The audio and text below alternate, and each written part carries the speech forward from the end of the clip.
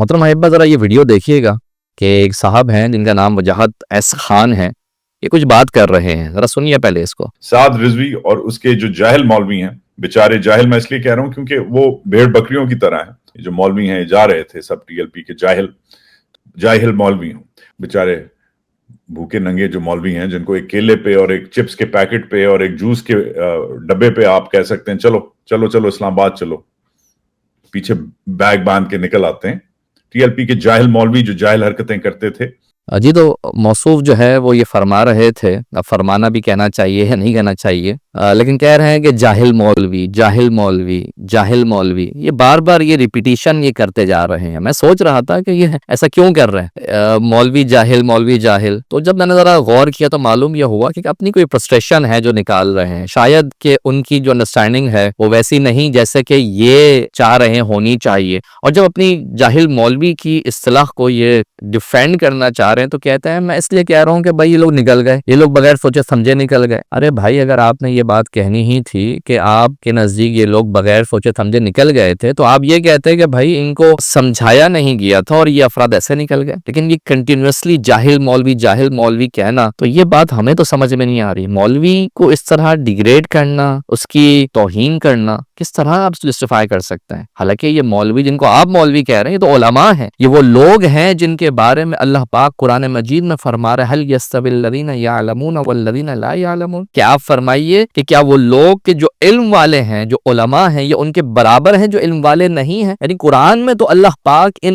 علماء کو، جو علماء اسلام ہیں، ان کو ایک ہائی لیول اور ہائی ریگارڈ کر رہا ہے، اور آپ ان کو جاہل مولوی کہہ رہے ہیں۔ کیوں؟ کیونکہ ان کے سروں پر امامے ہیں، ان کے چہرے پر داڑھی ہے، اس لیے اب ان کو جاہل مولوی کہہ رہے ہیں۔ کم آن یار، اس طرح کون کہتا ہے؟ اگر آپ کو ان کی کسی نظریات سے یا ان کی کسی فکر سے یا آئیڈیالوجی سے اختلاف ہے تو ڈزنٹ مین کہ آپ ان کی اس طرح توہین کریں۔ یہ علماء ہیں، یہ وہ علماء ہیں جن کے بارے میں آقا کریم علیہ السلام ارشاد فرماتے ہیں کہ من یرد اللہ بہ خیرا یفقہہ فی الدین، کہ اللہ پاک جس کے ساتھ بھلائی کا ارادہ فرما لیتا ہے نا، اسے دین کا فقیہ بنا دیتا ہے، دین کا عالم بنا دیتا ہے۔ یہ وہ علماء ہیں جن کے بارے میں نبی پاک صلی اللہ علیہ وسلم ارشاد فرماتے ہیں کہ جب یہ طالب علم اپنے گھر سے نکلتا بھی عالم بنا نہیں ہے، ہی از اسٹل اے اسٹوڈنٹ، لیکن جب وہ اپنے گھر سے علم دین حاصل کرنے کے نکلتا ہے تو حضور فرماتے ہیں کہ فرشتے اس کے پیروں کے نیچے اپنے پر بچھا رہے ہوتے ہیں۔ جو مچھلیاں ہیں سمندروں میں وہ اس کے لیے دعائیں کرتی ہیں، ارے چونٹیاں بلوں میں اپنے اس کے لیے دعائیں مغفرت کر رہے ہیں، اور آپ اس کو جاہل مولوی کہہ رہے ہیں۔ کسی بھی طریقے سے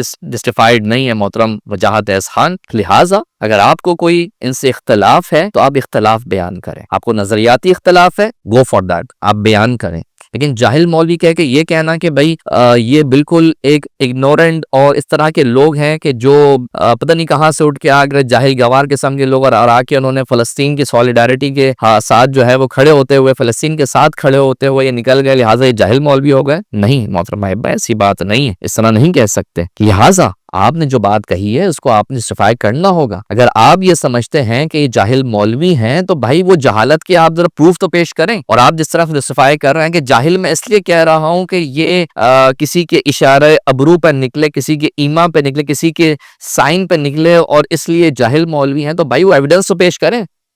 جو آپ ان کو جہالت کا سر چشمہ کہہ رہے ہیں، جو آپ کہہ رہے ہیں کہ جاہل مولوی ہیں، تو آپ جس وجہ کو بنیاد بنا رہے ہیں تو وہ ایویڈنس کیا ہے آپ کے پاس؟ وہ افراد سامنے پیش کیجئے، وہ ڈاکومنٹ سامنے پیش کیجئے، وہ لوگوں کا انٹرویو آپ اپنے چینل پہ چلائیے، آپ کے بعد بہت سارے فالوورز ہیں نا، چلائیے اپنے، یعنی اپنی آپ جو ہے بات ثابت کرنے کے لیے، یعنی آپ کی مینٹالٹی چونکہ ایک لبرل سوچ کی ہے اور یہ چونکہ اسلامسٹ ہیں اور ایک اسلامی نظریاتی فکر کو لوگوں میں پروان دینا چاہتے ہیں، لوگوں میں اس کو